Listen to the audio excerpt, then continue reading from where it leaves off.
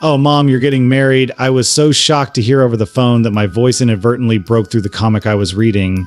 "Yep," she said, laughing shyly. "So it's true. Congratulations, we never talked about romance." So this news was more shocking than just being caught off guard. My mother was giggling like a young girl, saying, "Should I tell you about him?" But I quickly refused. The idea of hearing how my mom met this man was too much for me. I've been independent for over 20 years. So I told her to go ahead with the romance and was about to end the call when she said, "Actually, I've decided to retire when I get married. There's a vacancy. Why don't you work there?" She offered me a job at the cleaning company she was leaving, knowing I was unemployed. Taking over for my mom felt a bit embarrassing, but being shy and not great at socializing, I thought a job as a cleaner where I could work quietly might suit me well. "I'll at least go for the interview," I said. When I said that, my mom cheerfully laughed on the phone, saying, "Okay," she sounded so happy. My name is Sam. My father passed away from an illness when I was in middle school. Being shy, I was often bullied, but my dad was always there to comfort me. He loved collecting comics, even though they were all old-fashioned.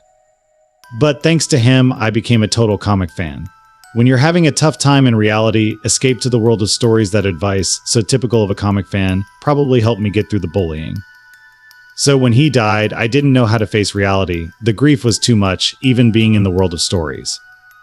But my mom raised me with cheer and encouragement all by herself. She wasn't particularly beautiful, but she was sociable and well-liked for being meddlesome. Probably someone fell for her inner qualities.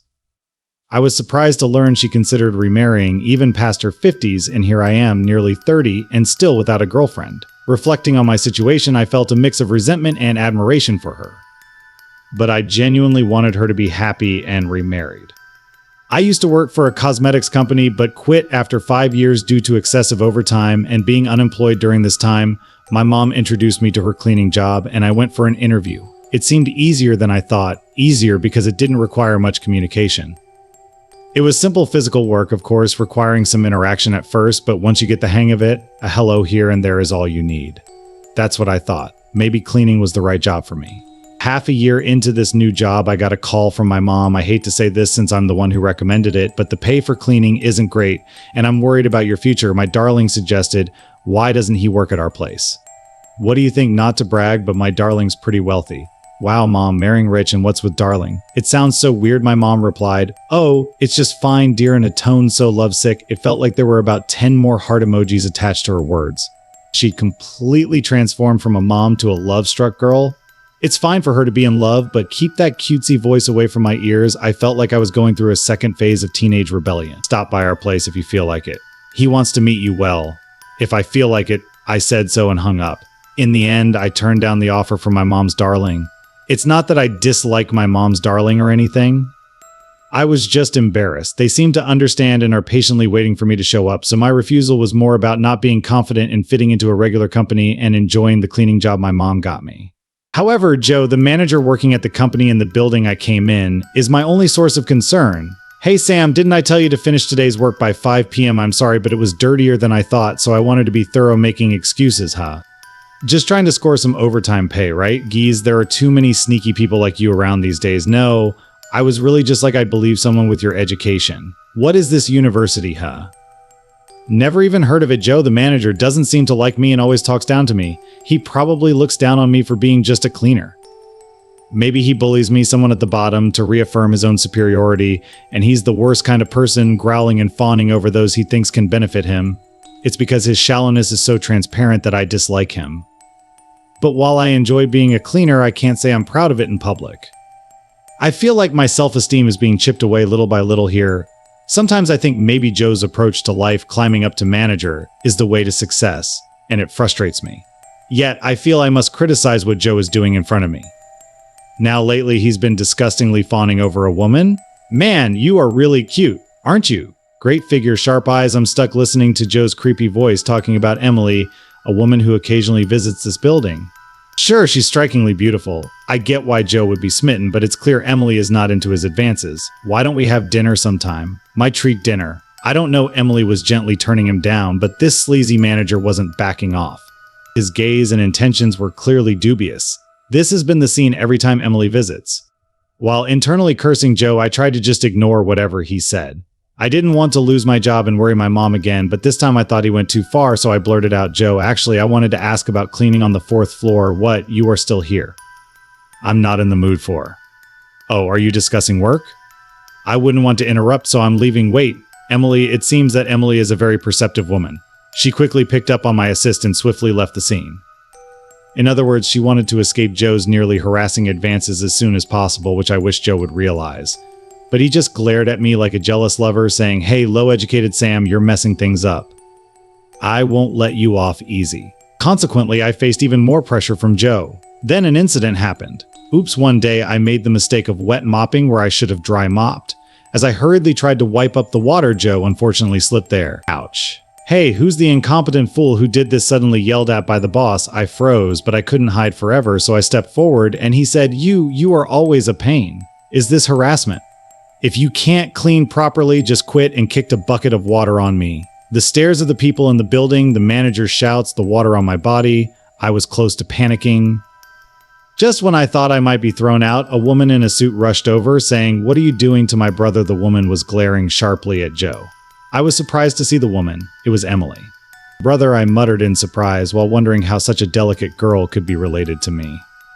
She said, "I'll report this to my father. Sam is Emily's brother, and what's this about a father? What's going on?" Joe seemed to be shaken, perhaps more by Emily's uncharacteristic anger than anything else.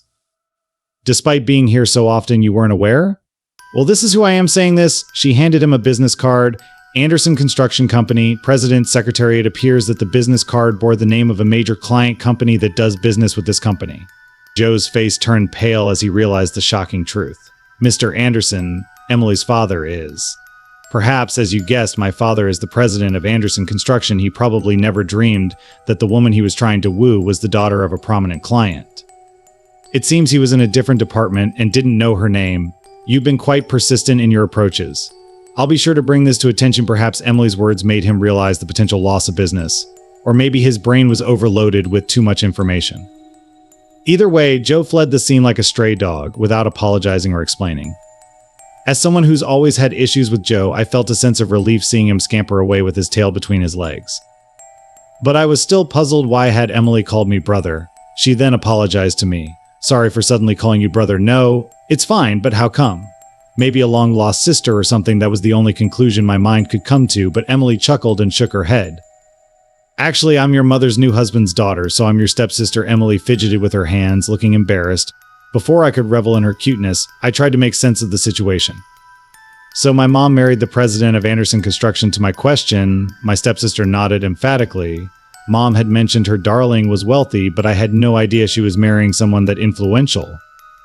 I recall now my mom's new married name was Anderson. I probably should have realized sooner. And then I had to hear about my mom and her darling's romance, something I'd been awkwardly avoiding due to my adolescent-like embarrassment. Apparently, our cleaning company was in charge of Anderson Construction, and that's how my mom met the president, leading to their love story. Emily got along well with my mom, her stepmother, and they even went out for meals together. She had seen my picture from my mom and recognized me as the guy who helped her that day. "When I saw this picture, I realized you were the person who helped me that day. I wanted to thank you when we met today." Her innocent smile warmed my heart. The next day, I was called by Mr. Johnson of the company in the building we clean. In his office was a crestfallen Joe. "Sam, I'm truly sorry. One of our employees has said some offensive things, and I failed to notice." "I apologize." Mr. Johnson was apologizing for what happened yesterday. He had heard everything from my mother's new husband, the president of Anderson Construction, and had been reprimanded. He had considered ending the business relationship but didn't want to trouble innocent employees, so he explained that Mr. Anderson wanted me to decide Joe's fate. Mr. Johnson said he'd listen to whatever I wanted to do with Joe. Me decide his punishment, Mr. Johnson said that as well and gave me an annoying look as if to say, "I understand." I realized then, with my mom's remarriage, I had become the son of Anderson Construction Company's president, a significant title the company didn't want to upset the important son of a major client. In just a few days, I had seemingly climbed to a position where I could dictate personnel decisions in this company. Thanks to Mr. Johnson's consideration, I had Joe, my nemesis, at my mercy. "Sam, I'm really sorry." Please, please, Joe begged me, his actions smooth and unhesitating as soon as he realized I was the son of the CEO. This is how he treated me. At first, I looked at the dejected Joe and thought it was just desserts, but for some reason I saw my past self, who couldn't do anything when bullied, in him. It reminded me of what my dad used to say when I was bullied. Getting back at someone mean won't make anything better, but returning kindness will surely improve things. So Sam, be a kind person like your mom. That's how I was raised. I don't wish for Joe's termination. I just want him to stop looking down on others. A person's value isn't determined by education or upbringing. Even so, I like my life the way it is. The last part felt like something I was saying to myself, someone who couldn't fully take pride in being a cleaner. That's right, I haven't done anything to be ashamed of. It was like I was telling myself that as much as I was telling Joe. My words seemed to hit home, and Joe apologized to me repeatedly. Later, I met with my mom, her new husband, Mr. Anderson, and his daughter. Emily asked me, "Would you like to have dinner with us? I want to talk with my brother." How could I refuse such a request with her pleading eyes? So I had my first meeting with the CEO. "I've been wanting to meet you, Sam." CEO Anderson greeted me warmly, holding my hand with a sincerity that didn't feel like a stranger. I felt an instant connection, thinking this man could indeed be family. There were times I felt uneasy about my mom choosing a wealthy man, but her judgment must be sound. During dinner, CEO Anderson praised me for helping Emily and for my magnanimous decision regarding Joe, saying he was proud. His genuine words of praise gave me confidence. I'm grateful to my late father for teaching me valuable lessons and hope for the happiness of my new father and my mom who raised me single-handedly. I don't care if it's a family wedding or what, but do you think it's acceptable to take a day off on the day of an important client's founding anniversary party? My boss, Catherine, said that as she rejected my request for paid leave. My name is Michael. I graduated from college this year and joined a well-known major food company, famous for its TV commercials, and it's been 6 months since I started. I come from a single-parent family, living with my mom and my older sister. My mother, who works in a restaurant, doesn't earn much, and our family's life was tough when my sister and I were young. My sister Elizabeth, 5 years older than me, didn't go to high school after finishing middle school. Instead, she got a job at a flower shop to help support our family along with our mother. So I thought I had to work right after middle school, but my sister stopped me. "You're smarter than me, and you like studying, so make sure you go to college. I'll figure out the tuition." Thanks to her, she paid for my education, and I was able to attend college. That's how I landed a job at a big corporation. Now, she's getting married next month. As her only brother, I absolutely want to attend and celebrate. That's why I begged Catherine, my boss, bowing deeply. "Please, it's my sister's wedding." She quit school after middle school to work and support our family, even paying for my college tuition. I really wanted to celebrate her wedding, but Catherine just sneered and laughed through her nose. "Oh, your sister only finished middle school? Must have been quite a pull upbringing to have to work instead of going to high school." Unbelievably, Catherine started looking down on my family. Anyway, it's been decided long ago that everyone in our sales division attends the client's founding anniversary party, especially for newcomers. "It's a chance to be remembered, so I can't approve any leave for any reason," she said, and then tore up my leave application. "Really, young people these days take their jobs too lightly," she sighed with a stern look in her eyes. Catherine has always been a strong-willed, archetypal female boss, but she seemed particularly unyielding on this matter. Reluctantly, I backed down for the time being. Then, a month later, on the morning of my sister's wedding day, I'm taking the day off after all. I called in. Catherine was furious. "Come in now or I'll fire you." I was yelled at like that, but my decision remained unchanged. What a way to speak. At this point, I don't care if I get fired. I'd rather find a new job than work under such an oblivious boss. But then, my sister, who seemed to have overheard the call, approached me with a worried look. "What's wrong?" The person on the phone sounded really angry. I could hear it from here. It seemed she heard Catherine's yelling. "Actually, there's a company anniversary party today." I explained the situation to her. Her face turned pale. "What have you done?" "Go to work right now and attend the party." "Forget about my wedding, but I have the right to take paid leave. I applied a month in advance. Even if it clashes with an important party, it's unfair not to be allowed to take leave on such an important day, but if you keep that up, you'll get fired." "You just got this job. It's okay. I'm still young and educated. I'll find another job quickly," I reassured her and sent her off to prepare for her wedding. The wedding went smoothly that day, but my phone, set to silent mode, was filled with numerous missed calls from Catherine. The next day, I was called in by both Catherine and our department head, Harrison. "Michael, why did you take unauthorized leave yesterday?" Harrison immediately said that upon seeing me. "What? I didn't take unauthorized leave." I submitted my application a month in advance, but Catherine tore it up. I also called in the morning of the day. At this, Catherine turned red with anger. "Don't lie, Harrison. I never received any application, nor did I tear it up." I didn't receive any call that day either. I was shocked to be called a liar. Catherine was the real liar. "Then show us your phone call history." If you have nothing to hide, you should be able to show it. Right upon being challenged by Harrison, Catherine became indignant. That's an invasion of privacy. I can't comply. Instead, I showed Harrison the call history on my phone. It had a record of the call I made to Catherine that morning. Catherine, it seems you're the one lying, Harrison said. But I truly didn't receive any leave application. It's outrageous to call in the morning of the day, knowing you plan to take a leave. Please fire Michael, Catherine. We can't fire a valuable employee for such a reason, Harrison defended me. That's the way of a major corporation. Not just anyone like Catherine can fire an employee. I breathed a sigh of relief, but from that day on, Catherine's terrible harassment of me began. You're from a single-parent family, aren't you? No wonder you dress so poorly. I bet your suit is from some cheap discount store. Remember, we're a major corporation. Please dress properly so as not to tarnish our image. She must have found out somehow that my family was a single-parent household and ridiculed me every chance she got. Your sister probably couldn't get into a decent company either. Poor thing. Poverty seems to run in the family. I was infuriated, not just about the comments about my mother, but my sister too. My sister works at a well-known flower shop. When I retorted that, Catherine turned pale, repeating my words. That shop? Yes, the one in front of the station. I wondered if she knew it. Is your sister's name Elizabeth? By any chance? Catherine guessed my sister's name correctly. Yes, but do you know her? That's it. You're Elizabeth's brother. Catherine seemed not to hear me anymore and started muttering to herself. Then, on the following Sunday night, my sister called me. Catherine from your company brought a wedding gift to our shop today, Catherine. Why, actually, I met her a long time ago. My sister said that and began to talk about what happened back then. It was an incident that happened 5 years ago. My sister was working at the flower shop in front of the city station that day too, with no customers around at that time. My sister looked up at the pedestrian bridge in front of the station. There was a woman there, seemingly lost in thought. The woman didn't move from that spot for 20 minutes. Eventually, she made a motion as if to lean over the railing of the bridge. Below was a wide highway with large vehicles like trucks speeding by. She was about to jump. My sister, realizing this, rushed out of the shop, ran up the stairs to the bridge, then looked into her face from the side and spoke to her gently and calmly, so as not to provoke her. Is something bothering you? I'm here to listen if you want to talk. Anything at all? Oh, how about we go and have a drink together? I know a great place. My sister, seeing the woman in distress, took her hand and gently pulled her towards herself. She then went straight down the pedestrian bridge and back to the flower shop and told the manager why she was there and asked to be allowed to leave early. The manager graciously agreed. Afterward, my sister took the woman to a nearby pub and treated her to a meal and some drinks.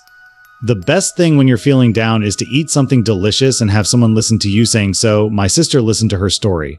The woman, about a decade older than my sister at that time, had her living partner, whom she was planning to marry, leading her to despair. I've been dumped at this age and now I probably won't ever get married. My life seems utterly hopeless. Saying that, she cried. My sister consoled her empathetically. I understand how sad and painful it is. I've been through a breakup too. It feels like the end of the world. As my sister showed empathy, the woman argued back, but you're still young. You have your whole life ahead. I don't have a future anymore. However, my sister continued to encourage her persistently. No, I don't think so. You're a wonderful person, so age doesn't matter. I am sure that one day you will meet someone who will love you with all their heart. My sister continued to listen to her complaints. Later, they went to another bar, helping the woman to vent her stress. Thank you so much for today. I feel much better now, she said to my sister as they were leaving. Whenever you want to relieve stress again, just call me. Saying this, they exchanged contact information, and later she treated my sister to a meal. Shockingly, that woman was Catherine. However, after that incident, Catherine transferred to Los Angeles, and they gradually lost touch. 3 years later, Catherine returned to New York, fell in love with a man she met through work, and got married. Today, she visited my sister's shop and said, if I had jumped off that bridge back then, I wouldn't have met my husband. I'm happy now thanks to Elizabeth. She then presented my sister with a wedding gift. To think that Catherine was an acquaintance of my sister was surprising. It was surprising to learn that she had such a past. I had only seen her as a strong and confident figure at work. She was reflecting on the bad things she did to you. My sister said that over the phone. She said she treated you the same way because her boss was tough on her when she was young, but when your boss defended you, she got angry and said a lot of unpleasant things. She's really regretting it now. Even hearing these excuses, I couldn't forgive her for trying to get me fired with lies and for insulting my mother and sister. But the next day, Catherine called me to the conference room. Michael, I'm sorry for everything. I was wrong, she said, sincerely apologizing to me. After meeting Elizabeth again, I remembered the importance of caring for others. I've been terrible trying to do to you what was done to me when I was younger, lying, being sarcastic, and just being the worst.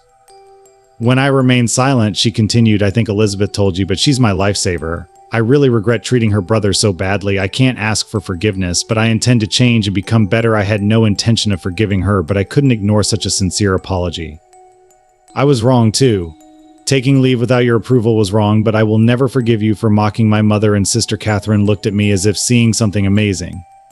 Michael, you really care about your mother and sister, of course. I was able to go to college thanks to them. That's wonderful.